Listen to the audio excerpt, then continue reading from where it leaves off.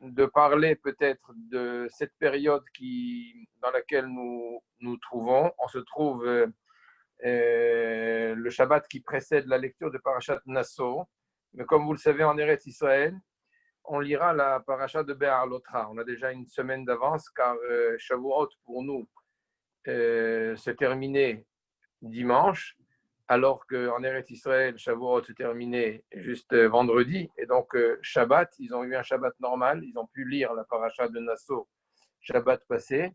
Et ce Shabbat, ils lisent la paracha suivante, Parashat Be'alotra. Et donc, dans cette paracha de Be'alotra, il y a une haftara qui est significative. C'est la haftara qui parle de la menorah et de la vision du prophète lorsque hop là, c'est un petit peu tombé. Hachem montrera donc une forme dans une vision prophétique. Nous allons essayer de voir quel est le symbole de la menorah, puisque vous savez qu'on termine la période de Sfirat HaOmer. Et pendant Sfirat HaOmer, il y a aussi un lien avec la menorah. Mais avant de voir tout ça, je voudrais peut-être d'abord parler d'un midrash. Un midrash qui nous dit, à propos d'un pasouk qui a marqué dans le Tehilim, Ahor vakedem tsartani vatashet alay kapecha. David HaMelech dit, Ahor vakedem tsartani. C'est-à-dire, Ahor, c'est ce qui est derrière, Kedem, Kadima, ce qui est devant. Tu m'as créé avec une face arrière, une face avant. Il y a énormément d'interprétations. Qu'est-ce que c'est que ce Ahor Vakedem? Hachem, dit David HaMelech, tu m'as créé d'une certaine façon. Est-ce que c'était un être partagé en deux, avec une face arrière, une face avant, ensuite qui sera au final, selon ce que dit Razal, d'où par Tsoufim, c'est-à-dire qu'Hachem a créé Adam Arishon avec une double apparence. Il y a Ahor et il y a Kedem. Il y a l'arrière, il y a le devant.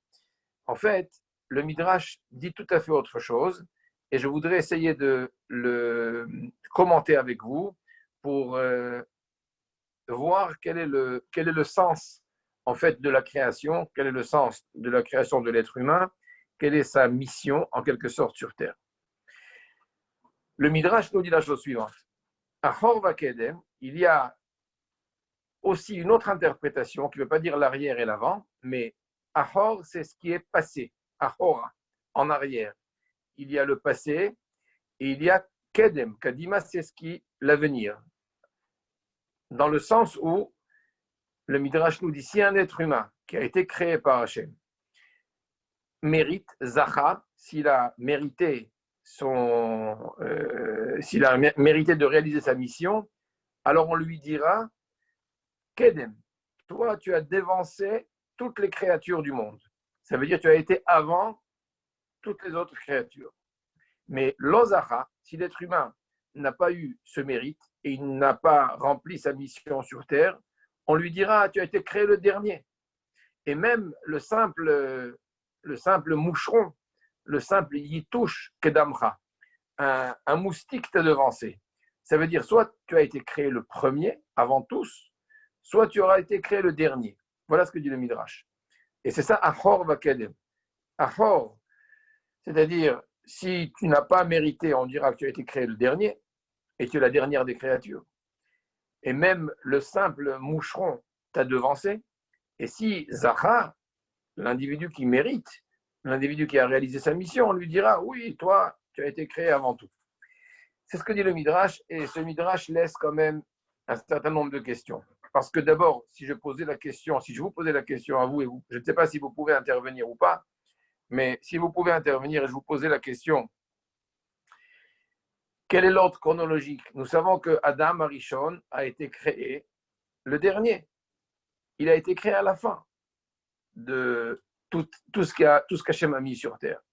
Il y a eu bien sûr les Shamaim Ba'aretz, il y a eu les séparations des eaux, il y a eu la création des animaux, il y a eu les végétaux, et au final, à la fin, il y a eu Adam Arishon comme la couronne de la créature. comment se fait-il que Chazal nous dise que cela dépende, en fait, cela dépend de son mérite particulier. S'il mérite, on a été créé le premier, et s'il ne mérite pas, tu as été créé le dernier. Mais l'ordre chronologique, tout le monde le connaît. Comment se fait-il que le Midrash dise une chose pareille? Alors, j'ai un problème avec le téléphone qui tient mal, il glisse à chaque fois. Je ne sais pas si vous me voyez. Oui, voilà. OK.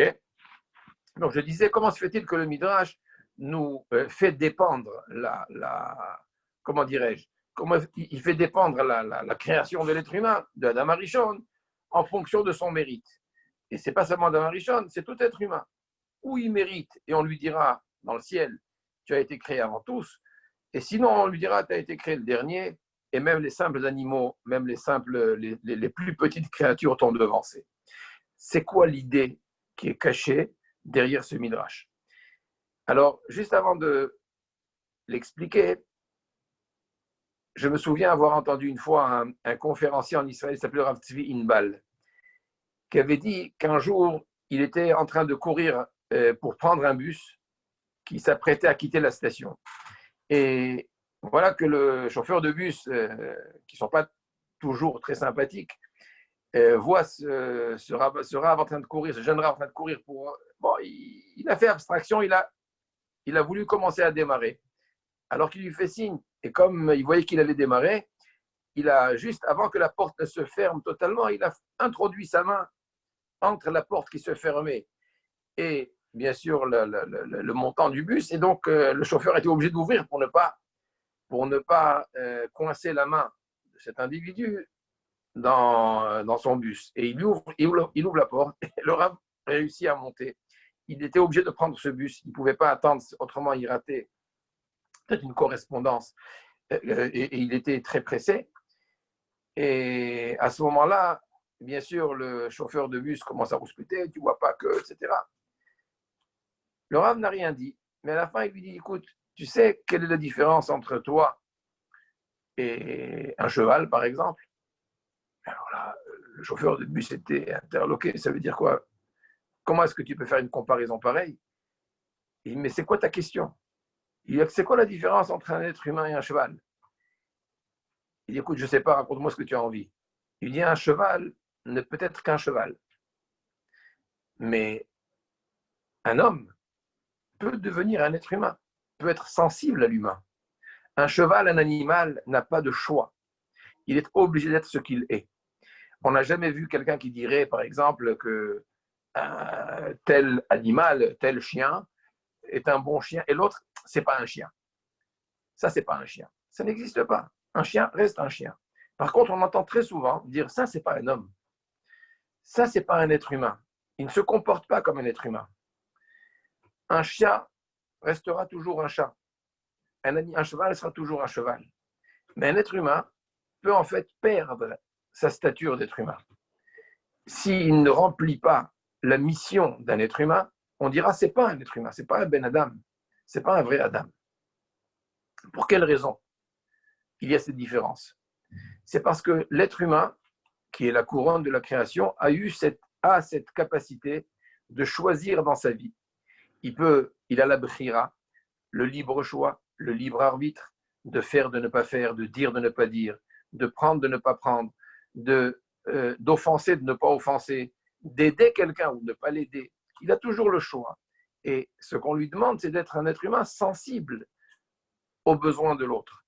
Et c'est parce qu'il a cette faculté du libre arbitre qu'il peut être reprochable dans la mesure où il ne se comporte pas selon les normes habituelles, ou alors au contraire, il peut être quelqu'un qui est considéré comme une personnalité très, très importante, avenante, solidaire, qui prodige du bien autour d'elle. Et en fait, dans la réalité, si on veut aller un peu plus loin, on ne peut pas attribuer, sauf à l'être humain, des qualité de miséricorde, de compassion, etc. On ne verra jamais, par exemple, je sais pas moi, un lion qui a faim et qui voit un petit mouton à côté et qui dira, ah non, là j'ai de la peine aujourd'hui, lui je vais le laisser tranquille. Ça n'existe pas. Sa nature fait que lorsqu'il a faim, eh bien il saute sur ce qu'il y a. Et il ne va pas avoir d'état d'âme s'il est fragile. Et au contraire, plus il est fragile et plus c'est facile pour lui. L'animal a un instinct et il réagit par rapport à ce que cet instinct lui ordonne de faire de façon instinctive. Il n'a pas de réflexion, il n'a pas d'arbitre, il ne peut pas comparer le pour, le contre. Alors il va dire, et on ne dira jamais qu'un lion a été cruel lorsqu'il a sauté sur sa proie. Ça fait partie de sa constitution génétique. Il est comme ça créé. Par contre, un être humain a justement cette capacité de discernement, de réfléchir, de choisir, d'agir, de ne pas agir. C'est ce qui fait de l'être humain la couronne de la création. Et en fait, cet avantage ou cette supériorité qu'a l'homme par rapport au monde animal est une supériorité qu'il a même par rapport au monde des malachim, au monde des anges. Nos maîtres disent que, d'ailleurs c'est un pasouk dans la Haftara dont nous parlerons tout à l'heure, dans la vision prophétique, le Navi voit que Hachem dit à travers le prophète, je te donnerai des pas d'avance par rapport à ceux qui sont immobiles, Amdim. Il voit des malachim, il voit des anges. Le malach s'appelle Omed. Le malach, l'ange est statique. L'ange ne peut pas progresser, il ne peut pas bouger, il ne peut pas avancer. Il est créé par Hachem avec une stature d'ange, de malach. Il a une mission à réaliser, il n'a pas de libre arbitre, il n'a qu'un seul choix, c'est de faire ce qu'Hachem lui a demandé de faire, et il ne peut pas avancer dans sa vie durant toute son existence. Il est Omed, il est statique. Par contre, toi, être humain, dit Hachem, natatilcha mahalachim. Toi, tu as l'avantage de pouvoir avancer, de pouvoir progresser, de pouvoir aller encore beaucoup plus loin, même que le malach. Tu peux te transformer en l'être le plus merveilleux possible, qui a dépassé l'ange, le malach, et tu peux être aussi celui qui est au bas de l'échelon, ou même le yatouche, même la petite bestiole, a devancé l'être humain. Et c'est un petit peu dans ce sens que le Midrash nous dit. Zacha, s'il a mérité, alors on lui dira tu as été créé avant. S'il n'a pas mérité, tu as été créé le dernier. Et même le simple moucheron t'a devancé. En fait, le terme Zacha, qui veut dire en hébreu, le concept Zacha, je ne sais pas si vous avez déjà entendu ce terme en Israël, on dit Zacha bemif'al hapais. Il a gagné la loterie. Une zriya, c'est un gain, c'est quelque chose qu'on obtient sans avoir forcément effectué un travail. On a gagné à la loterie, on a gagné dans une tombola, ça s'appelle Zacha. Pourquoi chez l'être humain c'est marqué Zacha? C'est comme si il a gagné quoi pour être la couronne de la créature? Et il a perdu quoi pour ne pas être la couronne de la créature? Pourquoi le terme Zacha? Haramim nous disent Zacha, c'est pas dans le sens Zria, un gain, mais c'est dans le sens Zikour, comme Shemen Zaït Zach. Shemen Zaït Zach, c'est de l'huile d'olive pure. La pureté de l'huile, la première pression de cette huile, c'est ce que l'on obtient justement lorsqu'il y a un raffinement de cette huile en ayant enlevé toute la partie déchets.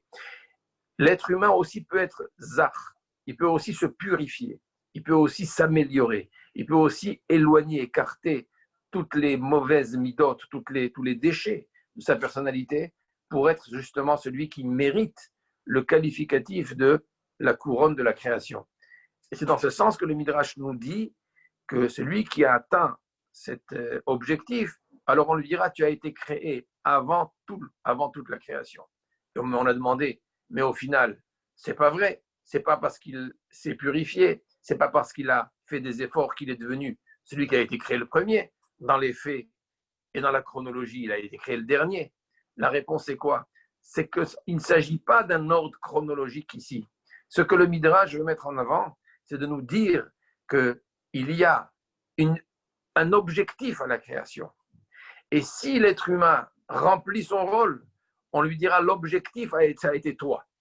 L'objectif de la création a été l'être humain. Tu as été le premier dans le sens, c'était le projet.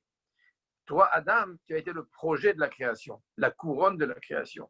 Tu as été créé, c'était ça la première pensée qu'Hachem a eue pour créer un monde. C'était d'aboutir à un être humain qui serait considéré comme un Adam.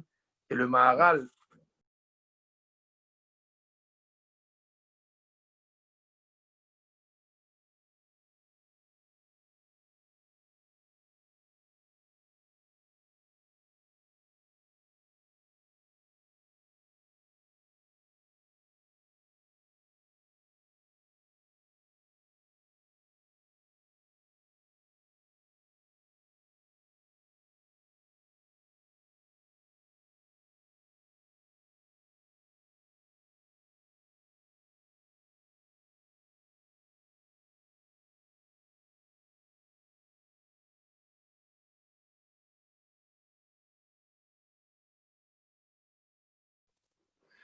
je suis désolé, il y a eu un appel. Je ne sais pas comment gérer le Zoom correctement.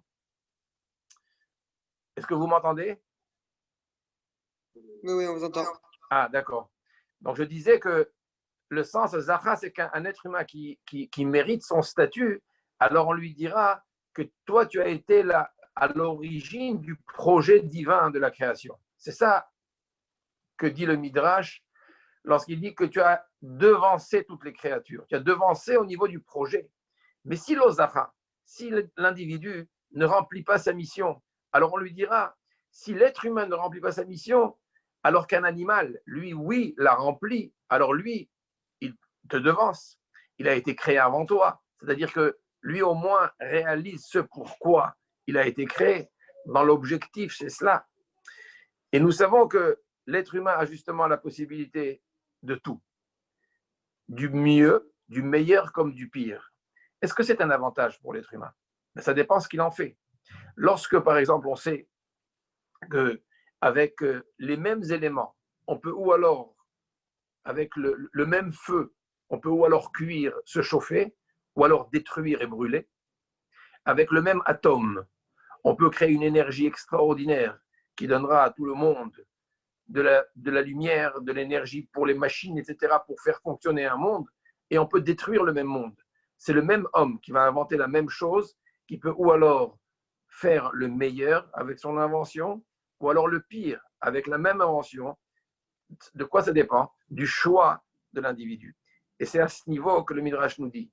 Celui qui sait choisir ce qu'il faut, on lui dira, tu as été effectivement celui qu'Hachem voulait dans son monde. Et tu as été l'objectif de la création.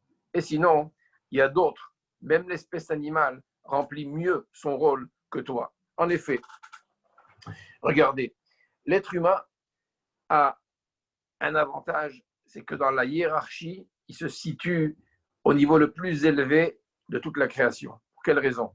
Il y a le minéral, il y a le végétal, il y a l'animal et il y a l'humain. Donc il y a le domem, tzomer, chai et medaber.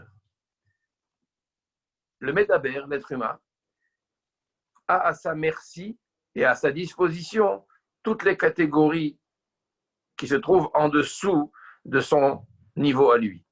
Et tout est là pour le servir, tout est là pour lui donner les moyens de réaliser sa mission. Et lorsque on analyse les choses, eh bien, l'animal aussi est là pour réaliser sa mission. Il va utiliser le végétal. Le végétal aussi va prendre sa vie du minéral. Et donc, l'être humain qui est en haut de la pyramide, en quelque sorte, a un droit sur l'ensemble de la créature, et c'est cela le sens de Atani Vreta Rishon. Tout ce qui a été créé pour cet objectif de l'homme, pour que l'homme puisse se réaliser dans sa vie, puisse réaliser ce qu'Hachem attend d'un être humain, ce qu'Hachem attend d'un être humain, ce qu'Hachem attend du juif, c'est d'être en quelque sorte un partenaire dans le monde d'Hachem. Hachem crée le monde, Hachem met en place toute une merveilleuse nature, un monde extraordinaire. Et il nous dit, maintenant, dans ce monde, je voudrais que vous soyez les partenaires qui vont faire en sorte à ce que mon projet de spiritualité conjugué à la matérialité, ramener un peu le ciel vers la terre et rehausser un peu la terre vers le ciel. Et vous allez vivre au milieu avec ces deux éléments, en étant mechaber, en étant celui qui pourra réussir à faire en sorte à ce que ces deux mondes puissent se joindre. La Torah ne t'empêche pas toutes les jouissances du monde. La Torah, elle met un cadre à chaque chose. Elle parle du Oneg Shabbat. Elle demande le mariage. Elle demande que la mitzvah soit faite avec aussi Chetzio Lachem, Chetzio Lachem. Dans la fête de Shavuot, on a vu que tout le monde s'accorde, tous les maîtres du Talmud s'accordent pour dire que la fête, elle est faite à moitié pour Hachem et l'autre moitié pour que l'individu puisse tirer profit. Pour qu'il fête pour lui-même et une partie c'est pour Hachem, moitié-moitié. Dans le sens où la fête de Shavuot symbolise justement cette harmonie entre les deux mondes. Alors, un être humain peut justement créer l'harmonie dans le monde lorsqu'il met tout ce qui existe sur Terre au service de quoi? Au service de ce dont il a besoin pour pouvoir lui être un meilleur serviteur d'Hachem.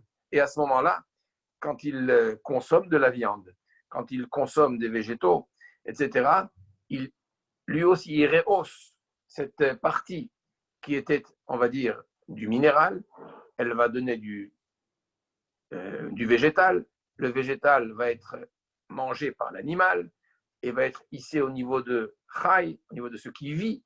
Et ensuite, l'être humain va consommer. Et nos maîtres disent que la meilleure chose qui puisse arriver à un végétal, c'est qu'il soit consommé par quelqu'un qui va réciter une bénédiction à Hachem. La meilleure chose qui puisse arriver à un animal, c'est qu'il soit au final amené à être nishrat ka'alacha, que la shrita se fasse ka'alacha, comme il se doit, avec une bénédiction, et que cette chair tombe sur une mitzvah de Oneg Shabbat, par exemple, ou d'une mitzvah de Simchat Yom Tov, d'une joie de Yom Tov, et qu'elle soit consommée par quelqu'un qui réalise justement cette harmonie entre les deux mondes. Et qu'est-ce qu'il va faire? Il va hisser ce qui était du domaine du Chai, de ce qui vit, au domaine de ce qui est Medaber, celui qui a la capacité de la parole, ça veut dire de l'être humain. Mais autrement, lorsqu'un être humain n'a pas cette qualité-là, lorsqu'il n'a pas atteint ce niveau, la Gemara nous dit par exemple qu'un rachat n'a pas le droit de manger de la viande. Un rachat sur l'olechol bassa n'a pas le droit. Non pas parce que la Torah est végétarienne, non pas parce que la Torah l'interdit. La viande a été permise.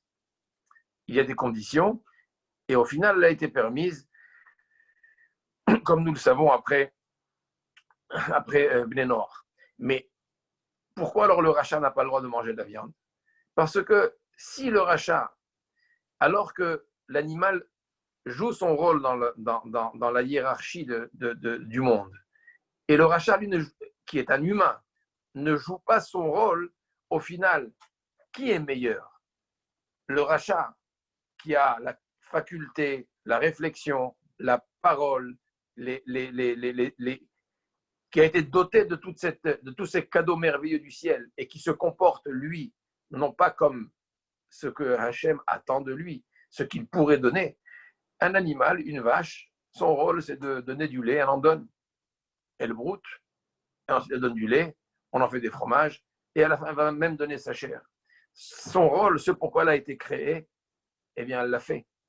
Mais un être humain qui lui a été créé pour cet idéal qu'Akadosh Baruch Hu veut pour le peuple juif, dans son monde qu'il a créé, en nous donnant justement une mission à travers la Torah et les mitzvot, de hisser toute cette créature et cette création à un niveau, comme je le disais, où le monde spirituel, le monde matériel ne font qu'un. Et que l'être humain, lui, sombre au contraire dans la matérialité et dans l'instinctif, dans les plaisirs physiques, etc., en oubliant cette mission. Est-ce qu'il joue son rôle? Non. Alors, le rachat, pourquoi tu vas manger de la viande? Pour quelle raison? Uniquement parce que tu es plus intelligent qu'elle et tu arrives à la capturer? C'est interdit. Si ça rentre dans le cadre de ce que la Torah prévoit pour cette hiérarchie, effectivement, de la créature, alors oui. Mais sinon, le rachat n'a pas le droit. Ça lui est interdit. Alors ici, on rejoint un petit peu, la Torah va rejoindre un petit peu, justement, cette tendance végétarienne.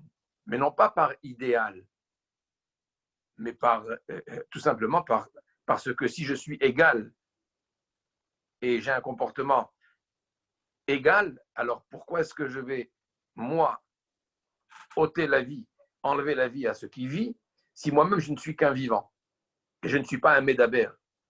Si je suis un médabère, j'ai une supériorité et je peux amener le vivant à un stade de Adam. Mais sinon, tu n'as pas le droit. C'est en fait ça ce que dit le Midrash. Zacha, un individu qui a compris sa mission, alors on lui dira, tu as devancé toute la créature, comme nous avons dit, non pas dans l'ordre chronologique, mais tu as devancé toute la créature dans le sens où tu es l'objectif de toute la créature. C'est l'être humain qui est au centre. Mais si l'ozacha, si tu te comportes comme il ne faut pas, à ce moment-là, tu ne fais pas ton rôle, tu ne remplis pas ta mission. Et si tu ne remplis pas ta mission, alors même le yitouche, même le simple moucheron t'a devancé, il te devance puisque lui, il réalise ce pourquoi il a été créé. Et c'est comme ça qu'on doit comprendre le midrash. Vous savez, c'est comme quelqu'un qui, par exemple, demande la construction de sa maison. Il construit une villa. Et bien sûr, pour cela, il achète un terrain. Ensuite, il fait venir un architecte. Ensuite, il fait les plans. Ensuite, il fait venir des entreprises. L'entreprise de construction, l'entreprise de l'installation sanitaire, la plomberie, l'électricité, la toiture, l'étanchéité. Tous les systèmes de la maison sont là pris en charge. Et il met aussi effectivement quelqu'un qui suit tous les travaux. Et ce gardien-là qui suit tous les travaux et qui observe et qui regarde et qui voit et qui contrôle est là depuis le premier jour. Et voilà que, allez, 2 ans après, la maison est parfaite, tout est là, tout est fait. Et le propriétaire, celui qui a donc ordonné tous ces travaux, arrive et s'installe, il rentre, il amène sa famille, ses meubles, il déménage. Et là, le gardien qui était là, il dit, oh, monsieur, vous ne voyez pas que moi je suis ici depuis 2 ans? C'est moi qui ai suivi tout ce qui s'est fait là. Vous venez comme ça, vous vous installez du jour au lendemain. Mais ça fait 2 ans que moi je travaille et je m'efforce pour ce résultat. Qu'est-ce que vous faites ici? C'est quoi la réponse? Il dit, imbécile. Mais si tu es là, c'est parce que j'ai été payé.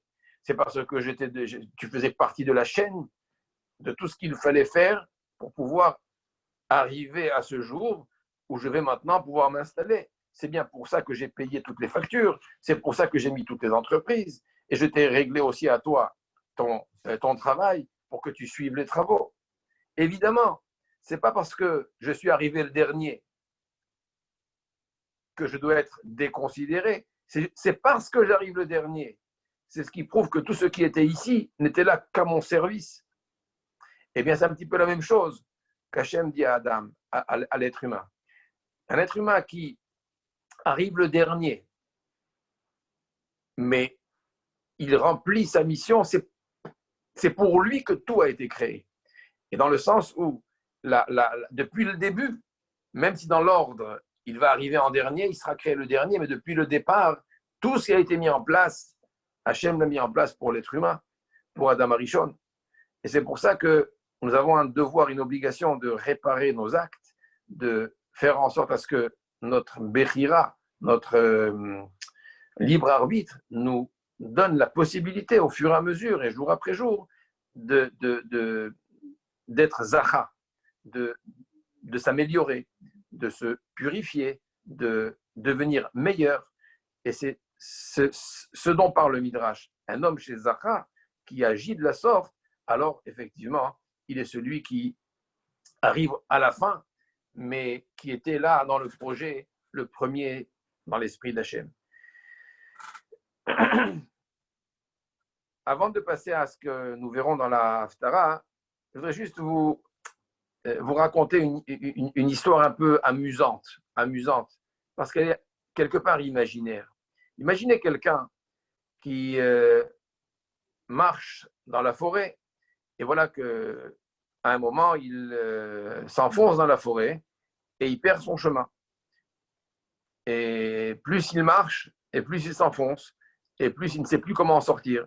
Et voilà que la nuit commence à tomber, le soleil se couche, il n'est pas en mesure de s'en sortir tout seul, il ne sait plus quoi faire, la nuit tombe.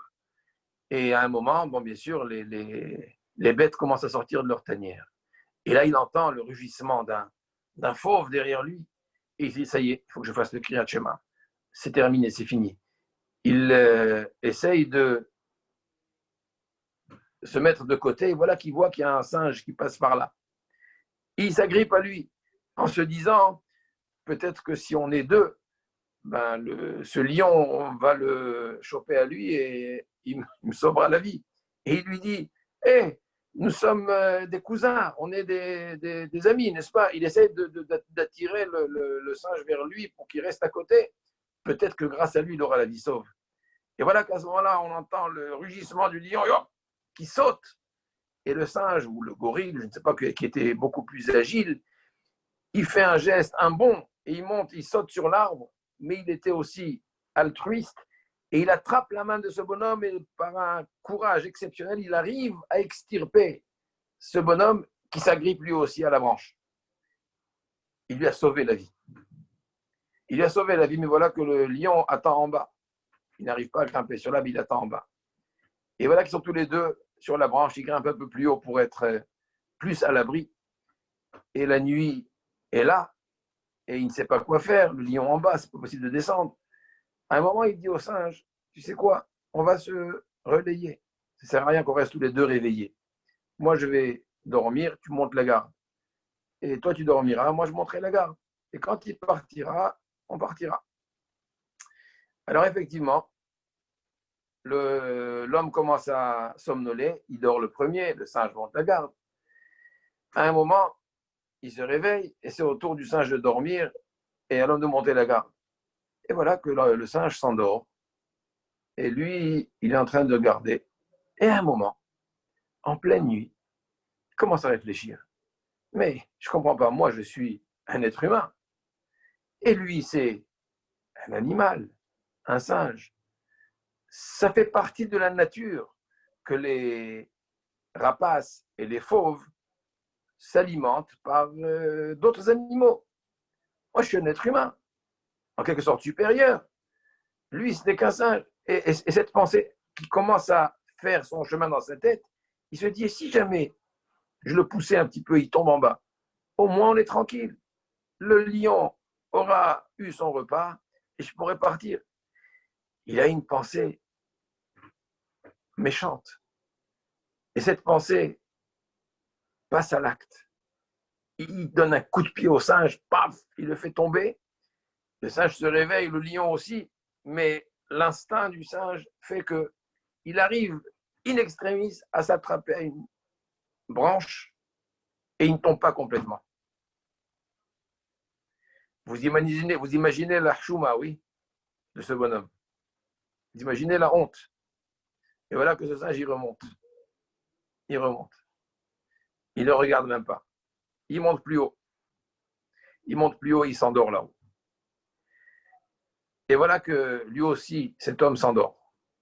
Et à un moment, il sent qu'on vient le réveiller. Il le réveille. Il tourne la tête et il voit le singe. Il dit, c'est bon, ça y est, il est parti. On peut s'en aller. Et donc, notre bonhomme, avec la tête basse quand même, descend avec. Il dit, moi, je ne sais pas où aller. T'inquiète pas, moi, je connais la route. Et le singe va à gauche, à droite, à gauche, à droite, et il l'amène jusqu'à l'autre bout de la forêt, et il s'en sort de cette forêt. Et tu vois là-bas les lumières, c'est là-bas le premier village. Tu y vas là-bas, tu vas trouver des gens comme toi. Merci, merci, il s'en va. Et il se sépare. Mais à un moment de nouveau, il sent qu'on lui tape à l'épaule, derrière. Il se retourne, il voit de nouveau le singe. Il dit, est-ce que je peux faire quelque chose? Il dit, oui, je voudrais que tu fasses quelque chose pour moi. Qu'est-ce que tu veux que je fasse? Juste, j'ai un service à te demander. Quand tu arrives là-bas chez les tiens, ne leur dis pas que nous sommes cousins, s'il te plaît. Ne leur dis pas surtout que nous sommes des cousins. Ça veut dire que parfois, un être humain peut descendre encore plus bas que l'animal. Et là, l'individu ne joue pas son rôle. Quand il ne joue pas son rôle, alors on lui dit, le simple, il touche, t'as devancé. Tu ne mérites pas l'appellation d'un homme. Un homme, c'est quelqu'un qui est Adam. Le Maharal, il nous dit, Adam, c'est la racine de Adama. Adama, c'est la terre. Pourquoi est-ce que Adam a pour appellation Adam qui veut dire l'être humain? Vous savez que Adam, c'est pas forcément l'homme. Adam, c'est l'homme et la femme, c'est l'humain. Parce que l'homme, on l'appelle Ish. La femme, on l'appelle Isha. Et lorsqu'Hachem y crée Adam et Chava, Zachar ou Nekeva Beraham, c'est marqué, il les a créés mâle et femelle. Zachar et Nekeva, masculin et féminin. Vayikra et Shemam Adam. Et il les a nommés, tous les deux, Adam. Donc Adam, c'est l'espèce, c'est l'humain. Le Maharal dit, pourquoi est-ce que l'humain a pour définition Adam, qui veut dire Adama, qui fait appel à la terre? C'est parce que d'abord, il est créé à partir de la terre, mais c'est plus que ça. C'est parce que Adam, c'est celui qui est censé réaliser chez lui ce que Adama réalise, ce que la terre, elle fait. Et la terre a une particularité. La particularité de la terre, c'est lorsque vous plantez une graine, ce qui se passe, c'est que la graine pousse, grandit. La terre fait grandir. La terre fait pousser. Adam, le Maharal nous explique que c'est celui qui détient cette appellation, mais qui, comme Adama, lui aussi a une aspiration à grandir et à pousser. Ce n'est pas celui qui s'arrête, c'est celui qui se hisse. Comme Adama fait grandir, lui aussi, il progresse. Lui aussi, il avance. Lui aussi, il va vers le haut. Toute chose qui est végétale, tous les végétaux vont vers la hauteur, prennent de la hauteur. Adam, c'est un petit peu cela. Vous savez que dans la Torah, Adam, c'est aussi un qualificatif. Ce n'est pas un nom propre. Adam, c'est un qualificatif. Vous savez où est-ce qu'on voit cette idée? On la retrouve lorsque l'ange dit à Hagar, la maman de Ishmaël, va retourner, prends ton fils et retourne chez ta maîtresse. C'est marqué, non, avant qu'elle n'enfante Ishmaël, l'ange va lui dire, Hinach hara v'yalad ben. Tu es enceinte et tu vas avoir un enfant. Vekarat et shumo Ishmaël. Tu vas le nommer Ishmaël. Et c'est marqué dans le passouk là-bas, Veouyiye pere Adam. Et cet enfant sera pas normal. Il sera pere Adam. C'est un terme très difficile à traduire. On le traduit par une espèce de... Il aura une nature un peu sauvage. Pere Adam. Or, nos maîtres disent que lorsqu'on veut mettre un qualificatif à Adam, si je veux dire quelqu'un qui est grand, je dis Adam Gadol. Quelqu'un de bon, Adam Tov. Tov, c'est l'adjectif qualificatif. Gadol, grand, l'adjectif qualificatif. Ici, il y a marqué Veouye, pas Adam Pere, un homme sauvage. C'est marqué Yé Pere Adam, sauvage homme. Pourquoi c'est marqué à envers? C'est parce que le Maharal dit tout être humain, s'il laisse libre cours à ses instincts, sa nature première, c'est sauvage. Le nom propre d'un être humain, sans éducation, c'est péré. C'est sauvage. Et si on se laisse aller, on est péré. C'est ça le nom propre. Péré Adam. Adam, on peut le devenir. Être. Bénéficier de ce qualificatif de Adam, ça c'est possible. Parce que Adam n'est qu'un qualificatif. Ce n'est pas le nom propre. Comme je l'ai dit, c'est celui qui grandit, celui qui pousse, celui qui avance. Ou alors, celui qui, comme dit le Maharal, dans Adam, il y a Domé. Domé en hébreu veut dire c'est celui qui ressemble. Adamé, à qui faut-il ressembler? Adamé, lequel Elion, ressembler à Hachem, avoir des attributs divins, la miséricorde, la bonté, la patience, la compassion, toutes les midotes d'Hachem. Un Adam qui veut ce qualificatif doit être Adamé, doit aspirer à ressembler. C'est cela le sens de Adam. Ou alors, si vous inversez les lettres du Adam, vous obtenez le mot Méod. Méod qui veut dire beaucoup. C'est celui qui a beaucoup d'aspiration. C'est ça le vrai Adam. Et Adam en valeur numérique, si vous calculez, c'est facile. Aleph, c'est 1. Dalet, c'est 4, ça fait 5. 1 et 4, 5. Et même, c'est 40. Ça fait 45. 45, c'est la même valeur numérique que la question. Ma. Même he. 45. Même et ma. Un Adam, c'est 45, comme ma, c'est 45, parce que c'est celui qui est toujours dans une remise en question. Est-ce que ce que je suis est suffisant? Il y a beaucoup qui se remettent en question. Ils remettent en question surtout leurs avoirs, leurs comptes, leurs biens, leurs conditions matérielles. Est-ce qu'elles sont suffisantes ou pas? Et qui oublient que la vraie question qu'il faut se poser, c'est pas est-ce que je peux avoir de meilleures conditions, un meilleur confort, mais est-ce que je peux être, est-ce que je suis celui qui est effectivement ce Zacha, ce vrai Adam qui mérite ce qualificatif. C'est en fait cela l'idée qui est marquée ici dans le Midrash. Alors j'ai déjà parlé un petit peu trop longtemps de cette première partie. Je ne sais pas combien de temps on aura pour la seconde. Vous me dites à quelle heure il faut que j'arrête. Je vous entends. Prenez le temps qu'il vous faut, on n'est pas pressé. D'accord. Donc, la deuxième partie qui va dans le sens de ce que je viens de dire maintenant, dans la définition de la mission d'un individu. La mission d'un individu, c'est effectivement de devenir un Adam qui rassemble ses qualités, ses qualificatifs.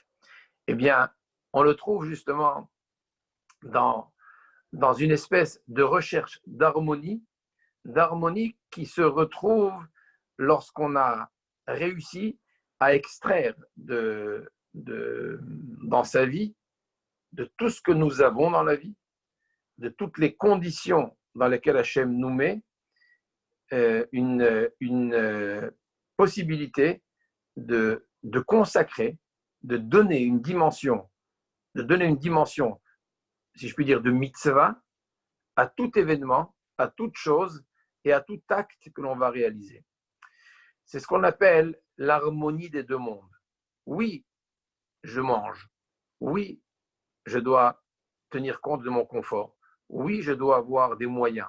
Oui, je dois chercher à avoir une bonne parnassa et de l'argent. Oui, je me marie. Oui, j'ai des besoins affectifs. Tout cela, c'est nécessaire. Mais au final, il y a un devoir de donner à tout cela, pas seulement le statut pour une nourriture de bouche-trou pour une faim, mais d'un moyen qui me permettrait de hisser cette nourriture à un niveau de mitzvah, comme nous l'avons dit.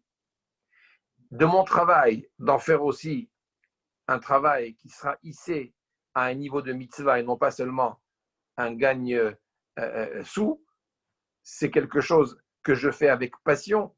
Si je suis enseignant, si je suis profession libérale et si je suis même tailleur, je vais faire avec tout l'investissement nécessaire pour pouvoir mériter le salaire que j'obtiens par rapport à tel travail.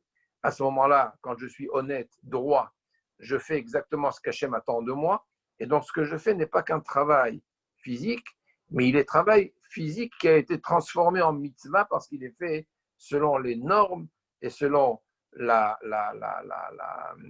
volonté, c'est conforme à la volonté du Créateur, transcrite dans la Torah et qui apparaît dans la halakha dans ses différents détails. C'est cela, en fait, consacrer la vie. Donner à tout ce que je fais dans ma vie une dimension ou une plus-value de mitzvah. Et ça, on le trouve dans ce que nous lirons dans la Haftara que nous lirons ce Shabbat prochain, dans la Haftara de Be'alotra. Be'alotra, il est là-bas question de la Ménorah. Je ne sais pas si vous avez vu dans les Sidurim, quel est le psaume qui représente la Ménorah. Vous allez ouvrir les Patach Eliyahu et vous verrez qu'il y a un psaume, Lamnatser bin Ginot Mizmor Shir, Elokim Yechonenu Vivarechenu, Yarepanavtanu Sela, Ladat Barez Darkecha Bechol Goyim Yeshuatecha, Yoducha Amim Elokim Yoducha Kulam, le pied central, Yismechu Viranenu Lomim Kitishpotam Yisholomim Baret Anchem Sela, Yoducha Amim Elokim Yoducha Kulam, Eretz Natna Yivula Yevarechenu Elokim, Yevarechenu Elokim Elokenu Vivoronu Kalaf She'aretz. Il y a un passouk, un mizmor, c'est ce mizmor qu'on lit juste après le mizmor que nous lisons donc tous les jours après Mincha. Et ce mizmor, ce cantique, forme par ces psukim le candélabre. Et le Kaf HaChaim nous dit que lorsqu'on lit, vous savez que durant toute la période du Homer, qui correspond aux 49 jours, eh bien, il nous conseille de lire ce mizmor sous forme de menorah. Il y a beaucoup de gens qui l'ont sur un parchemin, cette menorah, qui est composée justement de ce chapitre de Tehilim, et ils le lisent sous cette forme, et c'est marqué dans le Kaf HaChaim que celui qui le lit sous cette forme, pendant la période, il lui est garanti qu'il ne lui arrivera aucun mal ce jour-là. C'est quoi la vertu de la Ménorah? Qu'est-ce qu'elle représente? Et pourquoi c'est ce mizmor? Alors d'abord sur le plan technique. Sur le plan technique, dans ce cantique, il y a 7 versets, comme les 7 branches de la Ménorah. Le premier verset, l'Amnatser bin Ginot Shir, correspond aux coupelles où il y a effectivement les flammes. Mais les 7 versets sont composés pour les deux à gauche et à droite, les deux derniers, la Ménorah. Okay? Les deux derniers, ils ont 7 mots. C'est Elokim Yechonenu Vivarechenu Yaer Panav Itanu Sela, 7 mots. Et le dernier, c'est Yevarechenu Elokim Eloken Veyireu Oto Kol Afse Aretz. Il y a aussi 7 mots. Ce intermédiaire au milieu, c'est la Da'at Baretz Darkecha Bechol Goyim Yeshuatecha et Eretz Natna Yivula Yevarechenu Elokim Elokenu. Il y a 7 mots. Et les psukim qui sont juste à côté de la branche centrale ont 6 mots chacun. C'est Yoducha Amim Elokim, Yoducha Amim Kulam, 6 mots. Et Yoducha Amim Elokim, Yoducha Amim Kulam, 6 mots. C'est le même pasuk à gauche et à droite. Donc ce chapitre de psaume de Tehilim a une espèce de symétrie. 7, 7, 6 et un long au milieu avec 11 mots qui constituent le pilier central. Je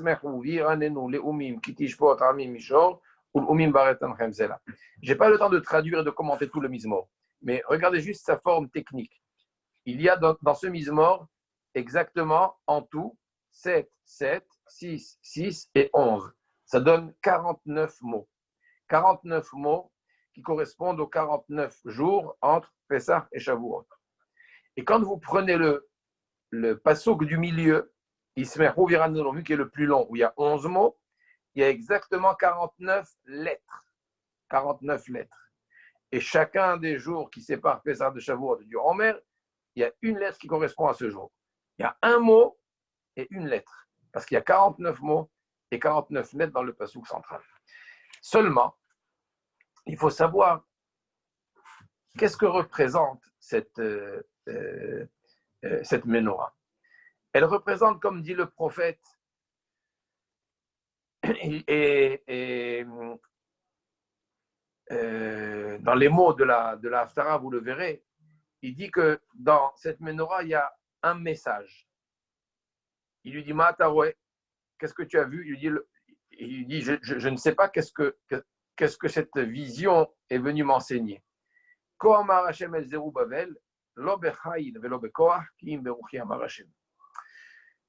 La menorah symbolise l'esprit divin, l'esprit, et ni la force, ça ne correspond pas ni à la force, ni à la puissance. Et je voudrais juste, pour être beaucoup plus court, parce que ça nécessiterait vraiment de donner énormément et d'investir beaucoup de temps pour comprendre qu'est-ce qu'il y a dans ces psukim. Ce qui est certain, c'est qu'il y a un côté gauche à la menorah, il y a un côté droit à la menorah et un pasuk au milieu. Quand je dis le côté gauche, eh bien, c'est en fait celui qui est à votre droite. Parce que quand vous lisez, donc vous allez lire les psukim qui se trouvent à ma gauche, mais ce sera votre droite. D'accord? Alors, il y a 3 psukim à droite et 3 psukim à gauche. Les 3 psukim à droite correspondent à Ya'er Panav Elokim Yechonenu Vivarechenu Ya'er Panav Itanusela. On parle de Or Pnei Hashem. On parle ici de la mission dont je vous ai parlé au début, celle d'un individu, c'est qu'on voudrait que réside sur nous ce Or Pnei Hashem, cette lumière, que nous puissions percevoir visuellement la lumière divine, que nous puissions percevoir, comme on voit les choses physiques, que nous puissions percevoir ce qui est important dans la vie, que nous puissions voir et percevoir la neshama, que nous puissions percevoir l'importance d'une mitzvah. On parle de Or Pnei Hashem. Les 3 psukim de droite parlent de spiritualité. Les 3 psukim de gauche parlent de matérialité. Yevarechenu Elokim, qu'Hachem nous donne la bénédiction. Eretz Natna Yevula, que la terre donne ses richesses. Yevarechenu Elokim Elokenu, qu'Hachem nous bénisse. On parle de la bénédiction matérielle, physique. Les 3 psukim à droite et les 3 psukim à gauche sont 2 domaines. Sont les 2 domaines dont on a parlé tout à l'heure, qu'un individu a l'obligation de joindre, a l'obligation de les faire cohabiter, de les faire vivre en harmonie. Il y a un pasuk au milieu. Yismehu viranurumim, on parle de la vraie simcha, simcha de la joie, rina de l'allégresse, que toutes les nations se réjouissent. Kitishpot amim mishor umim baret anchem sela. On parle ici de l'explosion de joie par la reconnaissance de la divinité d'Hachem. Cette espèce de joie se trouve au milieu. Cette espèce de sérénité et d'harmonie se trouve au centre. Lorsque à droite, j'ai les aspirations spirituelles et à gauche, j'ai les aspirations matérielles. Quand je parle de droite et de gauche, Chachamim nous disent que la droite, c'est toujours la main la plus forte, la main la plus importante. La main gauche vient donner, soutenir la main droite. La main gauche est un soutien de la main droite. Quand je parle du côté droit, c'est ce qui est important. Ce qui est important pour l'individu, c'est ce qui se trouve à sa droite. Et qu'est-ce que j'ai à ma droite? Ya'er Panav Itanusela. Je veux effectivement percevoir le sens réel de la vie. Je veux percevoir ce qui est la vérité dans la vie. Pas uniquement les plaisirs de la vie, mais ce qui est le sens réel de la vie. Ça, c'est ce qui se trouve à droite. Un individu doit avoir une recherche, une aspiration à comprendre le vrai sens de la vie. Il a besoin pour cela du côté gauche. Il a besoin d'une bénédiction, il a besoin d'une santé, il a besoin d'un travail, il a besoin de moyens, il a besoin de tout cela. Et on les demande aussi. Pour atteindre quoi? Pour atteindre cette shlemut, cette perfection du pasuk du milieu de la simcha. Qu'est-ce que c'est que la simcha? La simcha, ça n'est pas forcément ce que vous pouvez imaginer. On voit des gens qui chantent, des gens qui dansent, qui boivent, ils sont saméach, ils sont joyeux. Ce n'est pas forcément ça la simcha. Parce que si tu prends cette personne à l'extérieur, quand il a quitté cette fête, quand il a quitté peut-être ce mariage, quand il a quitté ce moment où tout le monde gesticulait, et qu'il pense à ses conditions physiques, peut-être à sa maladie, à son tribunal du lendemain, à ses affaires qui ne marchent pas, ce n'est pas quelqu'un qui est vraiment sa mère. Il a effectivement dansé, il a chanté, il a bu. Mais ce n'est pas ça l'expression de la simcha. Ça, c'est la partie visible, extérieure. mais elle ne symbolise pas forcément une simra interne. Quand est-ce qu'un individu est samer à l'intérieur? C'est lorsqu'il y a une paix en lui. C'est lorsqu'il n'a pas de problème, ni avec lui-même, ni avec les autres, ni dans son couple, ni dans sa famille, ni avec son voisinage, ni avec son associé, ni avec ses parents, ni avec ses enfants. Quelqu'un qui est serein, qui n'a pas de soucis, il n'a pas de soucis d'une quelconque nature. Chez lui, il n'y a pas non plus de problème, de conflit à l'intérieur même de sa personne. Il n'y a pas de conflit entre les aspirations physiques auxquelles n'importe quel être humain aspire et les aspirations spirituelles auxquelles n'importe quel humain devrait aussi aspirer. Parce que si le corps a besoin de se nourrir, si le corps a besoin d'affection, si le corps a besoin de certains plaisirs, croyez-vous que la neshama, elle, qui donne la vie au corps, qui fait vivre ce corps, croyez-vous que la neshama n'a pas de besoin? Elle n'a pas de besoin d'énergie qui puisse lui donner sa vitalité? Oui, elle a des besoins. Or, parfois, un individu peut étouffer les besoins de la neshama et peut exagérer dans tous les besoins qu'il donne aux aspirations physiques. Et à ce moment-là, il y a quelque part un décalage.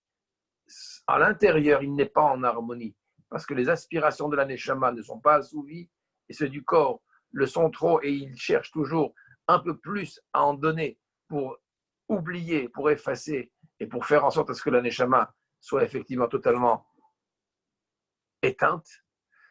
Alors il y a quelque part un conflit en lui. Il ne sait pas pourquoi dans sa tête, il n'est pas bien. Il ne peut pas comprendre pourquoi à l'intérieur, il y a des conflits. Il ne connaît pas leur nature. Rachamim nous dit la nature du conflit à l'intérieur, c'est justement sa neshama qui hurle, qui a des besoins, mais à qui il ne donne rien. Et quand il y a ce conflit, alors il n'y a pas la simra, il n'y a pas la joie. La joie, on l'obtient quand il y a, oui, un souci de donner à son corps, mais on l'obtient surtout lorsqu'il y a aussi le même souci de donner à sa neshama l'énergie spirituelle dont elle a besoin. À ce moment-là, quand on a le côté droit, l'aspiration spirituelle, quand on a le côté gauche, les aspirations et la bénédiction matérielle et physique, il y a au milieu le pasouk qui fait l'harmonie entre les deux, Yismeru, et on atteint justement cette espèce de sérénité, de joie et de vivre effectivement comme un être humain qui a réussi à joindre les deux mondes, qui a réussi à ramener le ciel et hisser la terre pour que lui au milieu puisse être mechaber, puisse les rallier tous les deux. Parce qu'il n'y a aucun domaine dans le judaïsme qui soit un domaine profane. Tout ce qui est profane doit et peut devenir sacré. Quand? Lorsque j'ai effectivement fait ce lien entre les deux. Lorsque j'ai transformé toute chose en mitzvah, en quelque chose qui devient conforme à la volonté d'Hachem. Oui, Hachem veut que je me nourrisse, Hachem veut que je me réjouisse, Hachem veut que je profite, Hachem veut que j'ai des richesses.